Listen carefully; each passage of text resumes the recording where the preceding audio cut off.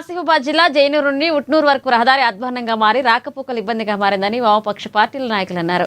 జిల్లాకి మంత్రులు వస్తూ వెళ్తూ ఉన్న జిల్లా అభివృద్ధి మాత్రం వారికి పట్టదని సిపిఎం జిల్లా కార్యదర్శి వర్గ సభ్యులు దుర్గం దినకర్ అన్నారు. ముఖ్యంగా జైనూరు మండలం నుంచి ఉట్నూరు ఎక్స్ రోడ్ వరకు గుంతలతో దారి మొత్తం ప్రమాదకరంగా మారిందని, దీంతో ఎన్నో రహదారి ప్రమాదాలు జరుగుతున్నాయన్నారు. ప్రజా ప్రైవేట్ వాహనాలు పాడవడమే కాకుండా ఎంతో మంది ప్రజలు ప్రాణాలు గాల్లో కలిసే ప్రమాదం ఉందన్నారు. అలాగే అత్యవసర పరిస్థితుల్లో అంబులెన్స్ వెళ్లాలి అంటే ప్రాణాలతో జూదమాడడమే అని ఆవేదన వ్యక్తం చేస్తున్నారు.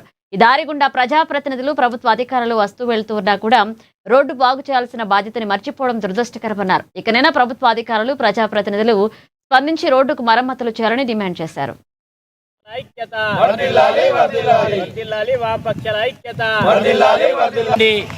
ఆదిలాబాద్ కి ఒక కార్యక్రమానికి వెళ్లే క్రమంలో ఆసిఫాబాద్ నుండి ఆదిలాబాద్ వరకు అంటే సుమారుగా ఉట్నూరు రోడ్ వరకు రోడ్ అంతా చాలా గుంతలమయమై చాలా అధ్వాన పరిస్థితి నెలకొన్నది.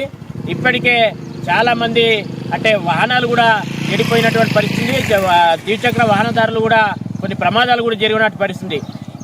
కావున ఈ రోడ్డుకు వెంటనే మరమ్మతులు చేసి ప్రజల ప్రాణాలు కాపాడే విధంగా జిల్లా అధికారులు కానీ, జిల్లా ప్రజాప్రతినిధులు కానీ చర్యలు తీసుకోవాలని మేము ముఖ్యంగా డిమాండ్ చేస్తున్నాం.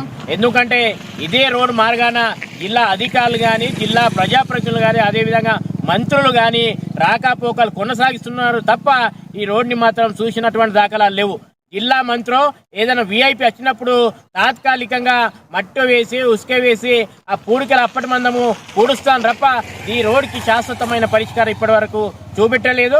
కాబట్టి ఇప్పటికైనా ప్రజల ప్రాణాలను దృష్టిలో ఉంచుకొని ఈ రోడ్డుకు వెంటనే మరమ్మతులు చేయాలని వామపక్షాలు ఈరోజు ప్రభుత్వాన్ని డిమాండ్ చేస్తా ఉన్నాం.